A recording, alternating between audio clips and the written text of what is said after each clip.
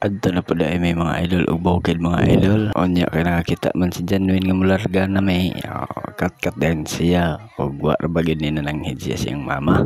O kaya di man lagi ta mag-video kung mag-drive ta. So niabot na dahil mi din mga idol sa bukid nga among arian. O naghinahinay na dahil sila gaginol diya. O isigbit-bit na dahil na sila sa ilang mga gamit. Anya ang sakyanan ato gid ipakilid gawas yun na to sa soldering kay para di ta maka-gos og disgrasya. Og mao dahil ni mga idol ang lasangan nga among gihinahinay og develop. Subida ko mga idol, mao na sila mga asindero mga idol kanang duha diha.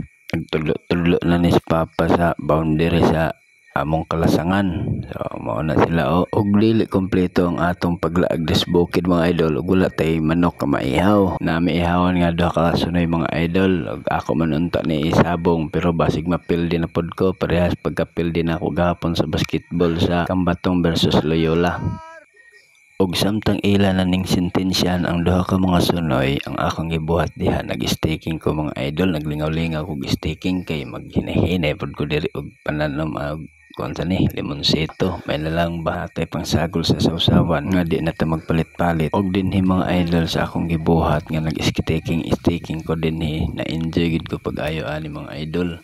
So mao ni diri mga idol kay kining among kalasangan nga among ginahinayan og una amo ning i-develop kay gwapo man ni dinhi overlooking. So mao na siya mga idol. Og kay sige naman ko gitawag nga mga mga idol mao to nga nianhin nako kay para mga unami og nangaon nami dinhi mga idol. Pero ang ako natingad-an mga idol ang among gidala manok pero ang naa sa among lamesa bangos murag diskasihonon ni asa na kaning bangos. Og dinhi lang ko taman mga idol.